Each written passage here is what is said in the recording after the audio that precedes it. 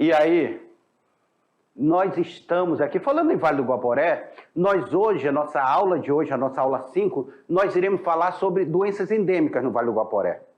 O interessante sobre isso é que tem uma música do Eliakim Araújo, se eu não me engano, lá do Amapá, que ele diz o seguinte, assim, ó, hoje quem defende a Amazônia é o mosquito da malária. Se não fosse esse mosquito, a floresta virava palha. Salve, salve, salve ele. Salve sua febre incendiária. O maior ecologista da Amazônia é quem? É o mosquito da malária. Sabe por que ele falava isso daqui na música dele? Porque imagine grandes empreendimentos que tentavam vir para a Amazônia e eles se deparavam com um pequeno mosquito que atrapalhava todos os projetos. Na estrada de ferro Madeira Mamoré, nós vamos ver isso. A malária ela expulsou várias empresas daqui, várias expedições que foram feitas aqui, o povo foi dizimado por causa da malária. E hoje nós iremos ver justamente sobre isso, sobre doenças endêmicas da Amazônia. Vamos lá? Na tela para vocês, aula de número 5. Que iremos falar sobre doenças endêmicas do Vale do Guaporé. O terror da América, a malária, as epidemias e doenças tropicais, a região do Guaporé e Madeira. Como os indígenas tratavam as doenças. Tá? As habilidades para a aula de hoje, como nós estamos com foco no Enem, toda aula nós temos habilidade. E a gente já começa aí, ó. O terror da Amazônia. Olha lá o terror da Amazônia, meus queridos alunos. Vem aqui comigo, vem aqui comigo. O terror da Amazônia. Hoje quem defende a Amazônia é o mosquito da malária. Se não fosse esse mosquito, a floresta já tinha muito tempo virado palha. E as dificuldades que a população que veio para cá colonizar enfrentou, e enfrenta até hoje a malária, porque a Amazônia ainda é o maior foco endêmico dessa doença, da malária, certo? E vamos entender aqui, nós precisamos entender o que é a malária, qual é a diferença da malária, da dengue, quem são os vetores, na tela para vocês aí. Porque nós estamos vendo aqui que o mosquito, vetor da malária, existe em todo o território nacional. Mas a malária hoje só é realmente endêmica aonde? Na bacia amazônica. Então, nós estamos vendo aí uma realidade de hoje. A malária endêmica nessa bacia amazônica. Ela foi controlada nas áreas da bacia do Paraná, na bacia do Prata, na bacia do São Francisco, na bacia do Rio Doce, na bacia do Tietê, na bacia do Rio Paraíba e a área litorânea, a área que era altamente malarígenas, como o litoral paulista e carioca e a Baixada Fluminense, entre outras áreas. Malária quer dizer mau ar, em italiano. Durante séculos, a teoria era que vapores e ares venenosos presentes em pântanos e áreas alagadas causavam a doença, que era o terror de Roma. Pessoal, peraí. Professor, o que o senhor está falando aí, professor? Isso mesmo que você vê. Historicamente, a gente tem mania de associar só essa região amazônica como malária, só a África como malária. Mas a malária ela chegou a ser o terror de Roma, do Império Romano. Não só de Roma, da Antiguidade, bem antes de Roma, nós temos aí Alexandre o Grande. Alexandre o Grande, com apenas 34 anos, há uma suspeita, pelos relatos, que Alexandre o Grande tenha morrido de malária. Por quê? A malária era uma doença endêmica e naquele momento ela não tinha cura. Olha o desespero que era para quem pegava malária. Malária não tinha cura, não se sabia da cura da malária. Então a malária ela atacava Roma. Os pesquisadores costumavam dizer que depois dos concílios que eram feitos no Vaticano, onde bispo de todo o mundo se reuniu com o Papa, depois desses concílios, centenas deles contraiu a malária e morriam. E a malária hoje, se ela não for cuidada, ela mata. Ela atinge o fígado, ela pode vai virando doenças mais letais dentro do corpo. Então, por isso que ela precisa ser tratada. E a malária ela está presente na história, está presente em Roma, está presente na Europa. A Europa, ela buscou um tratamento para a malária. E sabe onde a Europa vai descobrir o tratamento da malária? Depois das grandes navegações, quando ela chega nas Américas. São aqui nas Américas que ela vai descobrir um tratamento. Sabe qual era o tratamento? A quina, o quinino. O quinino. O quinino, que era o tratamento da malária aqui na Amazônia. E a quina, ela vai ser levada para lá, ela vai ser levada e vai servir como tratamento da malária na Europa e vai salvar muita gente. Só que quem levou foram os padres jesuítas. E era um período que estava numa briga protestante muito grande. Tu acredita que os protestantes preferiam morrer de malária do que tomar o remédio que estava sendo produzido pelos jesuítas, porque era chamado de remédio católico? Olha como a briga religiosa ela era tão radical a esse ponto. E nós temos aí milhares de histórias de pessoas que morreram com malária. Mas o quinino, que vai ser produzido aqui, o que nós vamos ver também nessa aula, ele salvou muita gente. Na tela para vocês. A ciência ainda não sabia, mas a malária não é uma doença transmitida pelo ar, mas por um protozoário. É isso que eu quero te falar. Malária não é transmitida por vírus, tá, gente? Não é transmitida por vírus. Tipo, aqui nós tivemos uma epidemia recentemente, aqui, que levou milhares de vidas. Só que essa epidemia que nós tivemos com Covid, ela é pelo vírus. A malária não. A malária era por um protozoário, passada pela picada do mosquito Anopheles. Olha o nome do mosquito. Não confunda o mosquito Anopheles com mosquitos Aedes aegypti, que esse daqui é o da dengue. O Aedes aegypti, que é chamado Aedes aegypti. Esse é o mosquito da dengue. Quem é o mosquito da malária? É o Anopheles. A água parada entra na equação por ser a condição ideal para a produção do mosquito. Como acontece também com a dengue. A dengue não se produz em água parada e não por algum vapor de água ruim. Mas isso só foi descoberto em 1897, final do século XIX, gente. Até então, assim como se acreditava em Roma, acreditava-se que era o ar, era o vapor dos pântanos que causava a malária. Inclusive, em vários períodos de pandemias, epidemias, dentro da Idade Média e Idade Moderna, nós vamos ver as pessoas com aquelas máscaras compridas, porque elas achavam que era o ar que transmitiam as doenças. E não. A malária estava sendo transmitida ali pelo mosquito. Aquele mosquito que se reproduzia, picava alguém que estivesse contaminado e iria passando para outras pessoas, contaminando outras pessoas. É assim que dá malária. Por isso que, para combater a malária, o que nós fazemos? Combatemos o mosquito, que é o causador dela. Mas isso só foi descoberto lá em 1897, no finalzinho, apagado as luzes do século XIX. Até então, as pessoas morriam de malária. Imagina a estrada de ferro que começou a ser construída aqui antes dessa descoberta. Começou a ser construída aí em 1871, antes dessa descoberta. As pessoas vinham para cá, meu amigo, eram atacadas por malária, não tinham anticorpo para malária e morriam de malária. Morriam feito mosca, como foi colocado no relatório da estrada de ferro Madeira Mamoré. E no Vale do Guaporé, na tela para vocês. Aí. Na tela. Nós temos aí, ó, a indefinição a identificação dos anofelinos como vetores responsáveis pela malária humana data do final do século XIX. E foi, sabe quem que descobriu? O italiano. Como a malária era forte lá na Itália, foi italiano. O Giovanni Battista Grassi.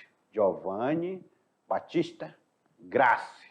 Grave esse nome, porque é ele. Imagine a descoberta. Olha a ciência aí como é importante.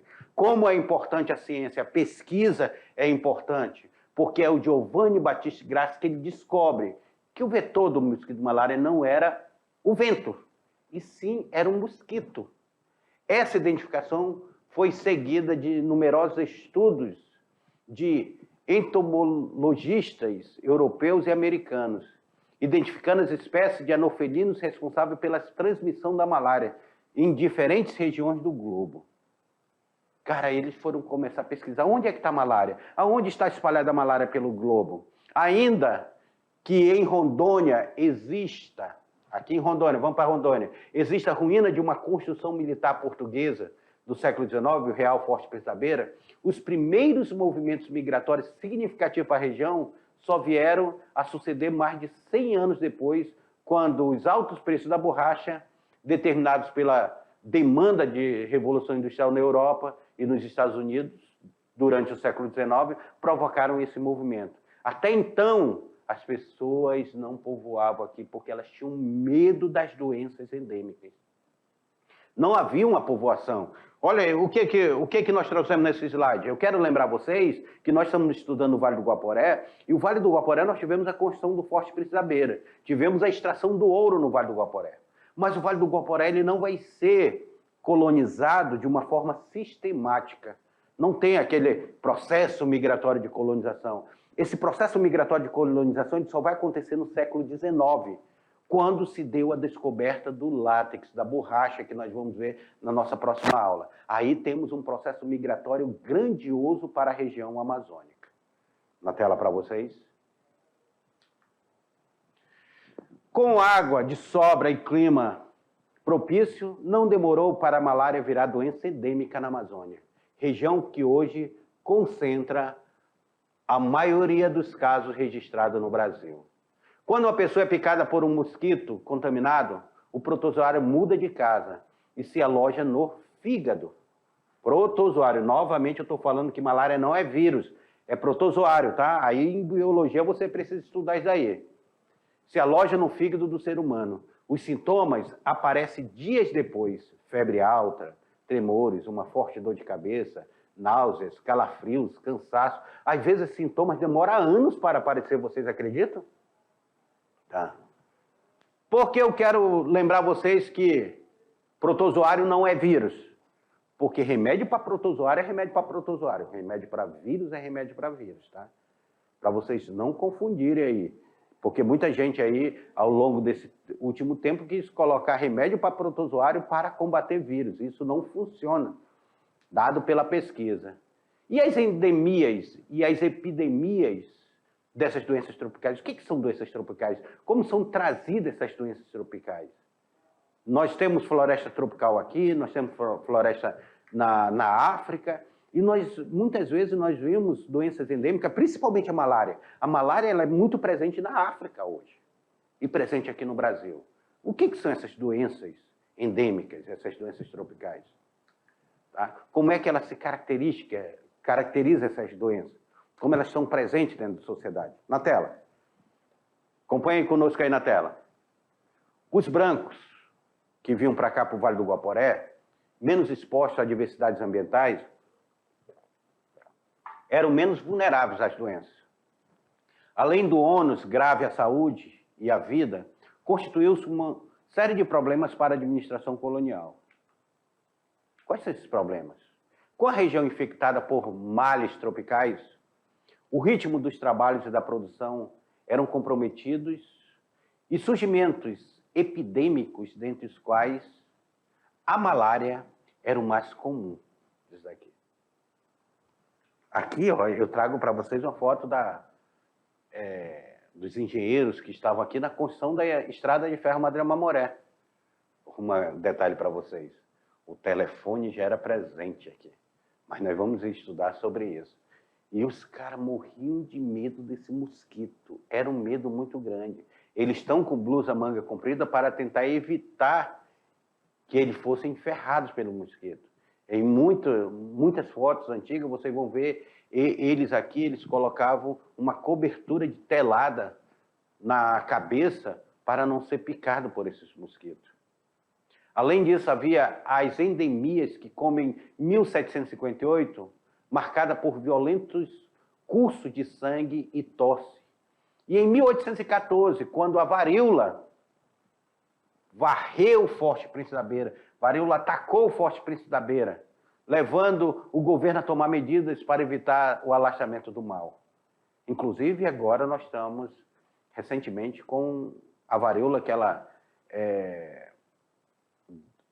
deu um nome pejorativo até para ela de varíola do macaco, que é uma varíola que está chegando ao Brasil e ela é perigosa, a contaminação. Epidemias de bexiga, sarampo, verminose, flagelaram a população e aumentavam a mortalidade na região. Eu quero lembrar vocês, a malária. A malária já existia aqui, existia um mosquito. A malária, ela vai ser trazida pelo homem branco que vinha com sangue contaminado e esse mosquito picou esse sangue contaminado e ela começou a passar a malária para os povos indígenas. É por isso que nós vamos ver populações inteiras sendo dizimadas pela malária, pela febre amarela. Vão ser dizimadas porque elas vão ser contaminadas por essas pessoas que elas estavam com essa malária incubada e ao ser picada pelo mosquito, o mosquito tirava ali dessas pessoas o protozoário e começava a passar para outras pessoas. Nós tivemos populações inteiras nativas dizimadas com a malária. Nós tivemos ali no Vale do Guaporé a varíola se alastrando entre a população, o sarampo, as epidemias de bexiga. Nós temos várias doenças que vão aparecer no Vale do Guaporé desse período. E a precariedade de tratamento, é por isso que quando nós formos estudar a Estrada de Ferro Madeira Mamoré, vocês vão ver outros mecanismos sendo utilizados, como foi a criação do Hospital da Candelária aqui para combater essas doenças endêmicas. E lá, no Vale do Guaporé, naquele momento, o Vale do Guaporé ele não tinha toda essa tecnologia de combate. Então, as pessoas olhavam para o Vale do Guaporé, você que mora aí no Vale do Guaporé, que são nossos alunos, você sabe aí, muitas vezes vocês têm problema com água aí, você disse que eu ando pesquisando aí sobre o Vale do Guaporé, e algumas doenças trazidas pela água, em determinado período do tempo. Mas também sofre com a malária, sofre ainda. A febre amarela a gente tenta, a população vacinada, é por isso que a gente não pode deixar de se vacinar. Porque se a gente deixar de se vacinar, a febre amarela volta a assolar a nossa sociedade, como foi em outros períodos endêmicos aqui. Na tela. Além disso, acrescenta-se as péssimas condições sanitárias que se tornaram ainda piores no pico das enchentes, entre março e abril. Aí aqui eu coloco para vocês uma foto, sabe de onde é essa foto aqui? Ó? Essa foto aqui é do cemitério que hoje ele foi tomado pela floresta. É o cemitério da Candelária aqui em Porto Velho. E lá eram enterrados os trabalhadores da Estrada de Ferro Madeira Mamoré. Eram enterrados aí no cemitério da Candelária. O Francisco de Melo Palheta, o diário de navegação comandado por Francisco de Melo Palheta, que navega aqui por essa região, há referência a uma praga, sabe de quê? De pium, junto à Cachoeira do Madeira, que impedia a realização dos trabalhos. Imagina, gente, os piuns também são terríveis, ataques de mosquitos. Fica comigo aqui. Quem que gosta de pescar aí? Eu sei que vocês gostam de pescar. Inclusive, eu tenho até uns convites para ir pescar aí com vocês. Quando você está pescando ali, porque a gente geralmente usa luva, manga comprida e tudo, aquele chapéu que protege aqui, porque além de ele proteger do sol, ele protege dos mosquitos que atacam demais. E um ataque de pium, meu amigo, é terrível um ataque de pium. Você fica todo ferido e tudo, fica se coçando ali, eles picam você. E mutuca. Mutuca, quando pega no pé assim, que ela dá aquela ferrada doída. Você está bem lá na beira do Guaporé, ali na praia, tomando um banhozinho na praia, vem aquela mutuca, limpinho, lhe ferra, que você tenta matar ela, mutuca rápido, vai embora. Uma vez eu fui para o Baixo Madeira, teve um ataque de mutuca, aí quando as mutucas estavam saindo, elas estavam dando tchau para os carapanã, muriçoca, mosquito, pernilongo, como você queira chamar ele. Estavam chegando. Outro ataque, meu Deus do céu. Não é fácil, não. A vida do ribeirinho não é fácil, não. E essas doenças que são trazidas, não só o incômodo, mas como doenças que são trazidas por esse ataque desses insetos. Imagina. Eu costumo dizer que os trabalhadores aqui do Vale do Guaporé e do Madeira, principalmente na época da construção da estrada de ferro Madeira-Mamoré, eles sofreram o primeiro ataque de drone. Registraram, só que o drone era os mosquitos, menino, que ferravam e causavam uma endemia muito grande. Uma epidemia aí. Doenças endêmicas que estamos aqui. Biologia vai trabalhar muito bem isso com vocês, sobre essas doenças. Na tela para vocês.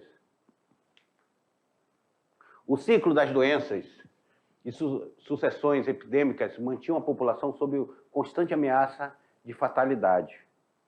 Pouco se sabia sobre como contê-las. Não se sabia. Aqui eu trago para vocês aqui, ó, uma farmácia que era da estrada de ferro Madeira-Mamoré. Ele cheio de remédio aqui nessa farmácia aqui para atender os trabalhadores. Mas será que esses remédios que ele traziam na Europa eram eficazes para essas doenças que estavam aqui? Não se sabia. A região do Guaporé e Madeira. Essa região aqui, pensa numa foto que eu acho linda. Olha as praias surgindo. As praias surgindo aqui nessa região. Onde o Guaporé e o Madeira fazem curva. Aqui é o Guaporé. Com essas praias maravilhosas aí do Guaporé. Falar nisso, vai ter o festival da praia de Curralinho ali, né, no Guaporé, né? Interessante, eu participei, top. Mas o que eu quero trazer para vocês?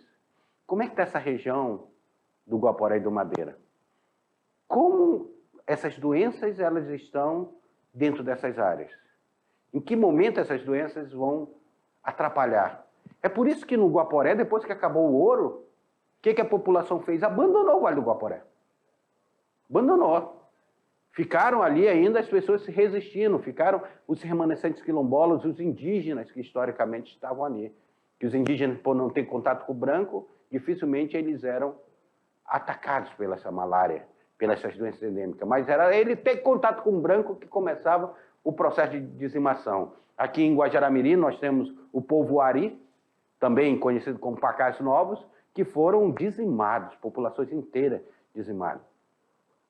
A Francisca Villaça, ela escreve sobre esse povo e ela faz um estudo sobre esse povo.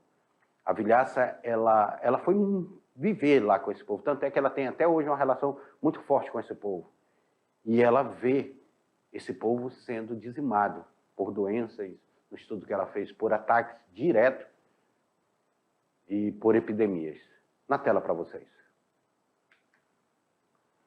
Malária, máculo ou carroções, febre, catarrais, pneumonia, diarreia sanguinolenta, tuberculose, febre amarela, tifo e cólera foram as grandes causadoras da morte entre os habitantes do Guaporé. Olha as doenças que existiam, gente. Malária, maculocorroções, febre catarrais, pneumonia, diarreia sanguinolentas, tuberculose, febre amarela, tifo, cólera. Meu Deus, eu lembro quando nós tivemos uma crise com a cólera aqui, muito forte. A população guaporeana foi marcada pela elevadíssima quantidade de doenças endêmicas. Lá no Guaporé, lá foi criada a capitania do Mato Grosso, aquela região ali, nós tínhamos Vila Bela como uma região, o Mato Grosso ali como uma região que estava se desenvolvendo, mas eles vão ser atacados por essas epidemias. A morte era uma possibilidade real e próxima em toda a região, chamada de por Rolim de Moura de o terror da América. O terror da América. Então, o terror não era só o confronto com os indígenas, não. Era essa morte que era trazida. Lembra que eu falei para vocês que a Estrada de Ferro Madeira Mamoré, ela fez um hospital aqui chamado Hospital da Candelária, que nós vamos ver em aulas posteriores. Lá para frente nós vamos falar sobre a Estrada de Ferro Madeira Mamoré. Mas era um hospital muito moderno para a época. Foi construído porque senão eles não tinham como tratar os seus trabalhadores. Mesmo assim, só registrado nós temos mais de 1.500 mortes no Hospital da Candelária, principalmente por malária. E como os indígenas tratavam essa doença? Como era feito o tratamento dessa doença? Tá? Nós temos a cultura indígena. Nós temos, vem cá comigo, nós temos a chamada pagelância. O que é pagelância? A pagelância, elas são rituais, são danças, são o sopro do rapé. O rapé é muito utilizado aqui na região do Acre, tá? Que acreditava que o rapé, porque o rapé faz você espirrar, e acreditava que o rapé ele trazia uma purificação ao você fazer o seu espirro. Mas o pajé ele tem uma figura principal dentro de curar essas doenças. Mas não é isso. Além da reza, os indígenas eles conheciam a floresta. Inclusive, a cura da malária veio pelos indígenas, com a utilização da casca da quina. O quinino ele é produzido aqui na Amazônia.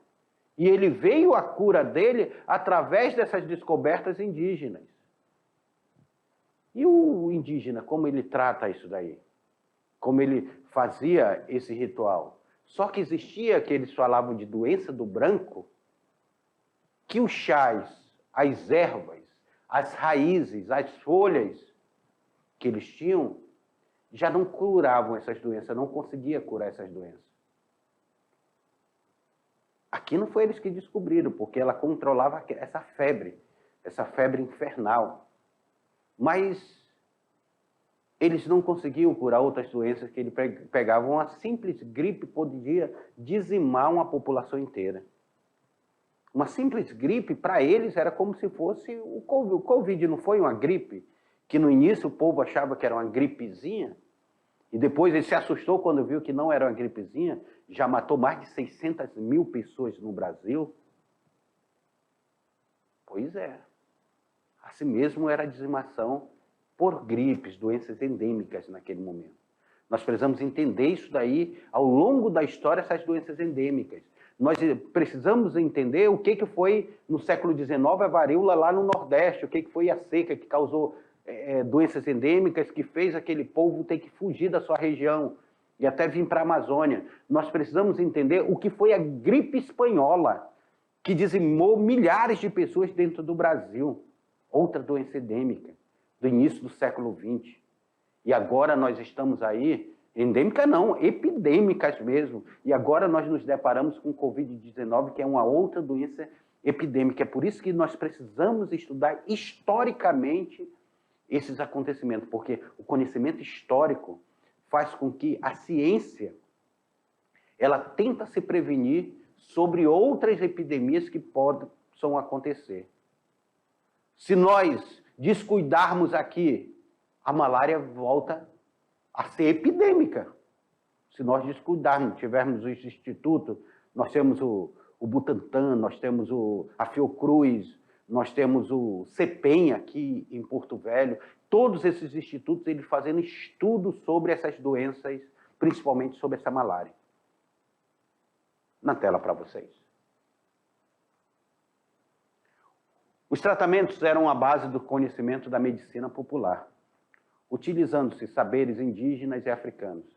Algumas vezes o tratamento vinha da Europa, das chamadas farmacopeias. Só que os indígenas eles conheciam as raízes, eles conheciam as ervas e conheciam a que curava. Será que existe raiz e erva que cura? Gente, o própolis é utilizado, a andiroba, que é um óleo, A copaíba, ou a andiroba é tirado de uma fruta, a copaíba, o óleo de uma árvore, são coisas que curam. E olha essa casca. Eu quero que vocês observem essa casca aqui. Essa é a quina. É daqui que sai o quinino, para quem não conhecia. Essa daqui é a quina. É a casca que é extraída a quina. Essa casca que dá aquele amargor fortíssimo. Para a sífilis, utilizava-se o mercúrio. Já para a malária, era a quina. Essa daqui. Extraída da árvore da quina. Descoberto na capitania no governo de Caetano Pinto de Miranda, Montenegro, em 1798. Final do século XVIII foi descoberto a quina. Aí ela vai ser levada para a Europa e vai começar a ser popularizada na Europa. A Europa teve um momento que não se tinha mais quina e o preço da quina era altíssimo. Ela virou uma droga do sertão fortíssima porque ela era altíssimo pela procura na Europa para combater a malária, porque existia malária na Europa, existia malária na África, existia malária na América, a malária era espalhada pelo mundo inteiro. Inclusive na Ásia também nós temos casos de várias pessoas morrendo de malária.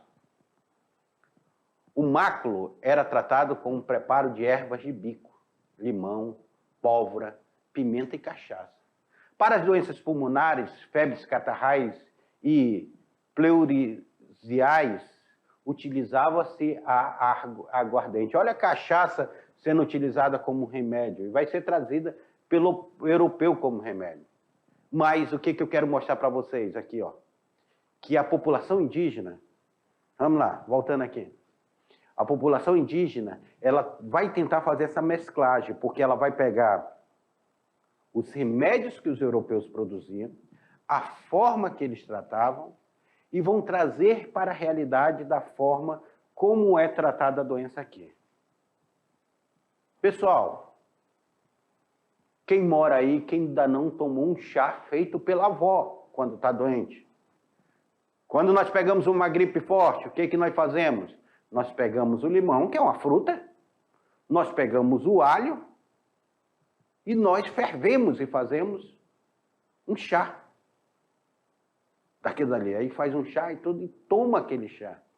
Aquele chá, ele é antitérmico, ele é relaxante. Aí você vai no período para ele diminuir os sintomas. Você sabe que a gripe ela não se cura, você diminui os sintomas dela. O que combate a gripe são os nossos anticorpos, que vai lá e mata o vírus da gripe, são os nossos anticorpos. Por isso que nós precisamos sempre estar com a imunidade elevada, porque é o nosso anticorpos que trabalha o vírus. O que é a vacina? O que é a vacina? Vocês já pararam para pensar o que é a vacina? A vacina é a doença de uma forma bem controlada, que é colocado no seu corpo. Aquela questão dessa doença quebrada que é colocada no seu corpo, os seus anticorpos, ele começa a identificar que eles precisam criar mecanismos para combater aquela doença. Aí eles fazem, o seu corpo, ele vai produzindo anticorpos para aquela doença.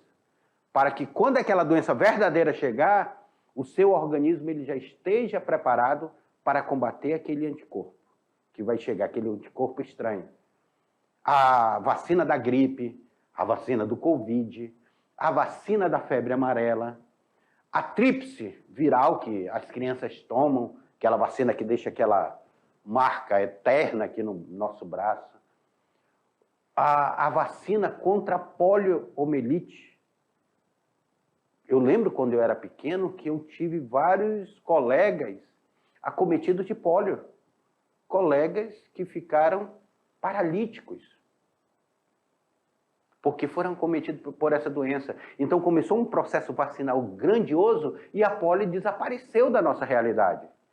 Infelizmente, hoje nós somos ameaçados com a volta dela. É por isso que nós precisamos observar e ver a vacina como a grande salvação da humanidade. Porque as vacinas elas passaram por estudos até chegar à nossa sociedade. E nós temos vários tipos de vacina que nós tomamos ao longo da vida. Por que as crianças são obrigadas a se vacinar? Porque quando você vacina as crianças, você vai criando naquelas crianças anticorpos para aquela sociedade. Porque os indígenas eram tão afetados com a doença trazida pelo homem branco. Porque eles não tinham anticorpos, não tinham vacina para aquela doença que estava chegando. Chegava uma simples gripezinha e dizimavam a população inteira. Muitas vezes, por maldade, o homem branco utilizou roupas contaminadas e jogou dentro das populações indígenas. As populações pegavam aquela roupa achando que era doação e vestiam. E elas pegavam varíola. Tem um documentário chamado Massacre do Paralelo 11, que fala sobre como foram os ataques ao povo Cinta Larga, aqui em Rondônia, na década de 70. Além de serem bombardeados, eles ainda foram contaminados com doenças dessa maneira que eu estou falando para vocês. Me perguntaram, o branco sempre veio para dizimar as populações nativas? E eu digo para vocês, o simples contato do homem branco com esse povo nativo, ele traz por si só a dizimação. Porque ele traz doenças que esse povo não conhece. Esse povo, ele tinha milenarmente uma maneira de tratar as doenças que ele conheciam. Eles conheciam as doenças e a floresta dava para eles esse tratamento, através das cascas, através dos chás, através das raízes, através das sementes. Tudo isso eles utilizavam para tratar milenarmente. A abelha que estava ali fazia o mel, o própolis, importantíssimo para a tosse. A árvore da copaíba, a árvore que produz a andiroba é um remédio muito utilizado. Nós temos o sangue do dragão para infecção, que também é um óleo extraído.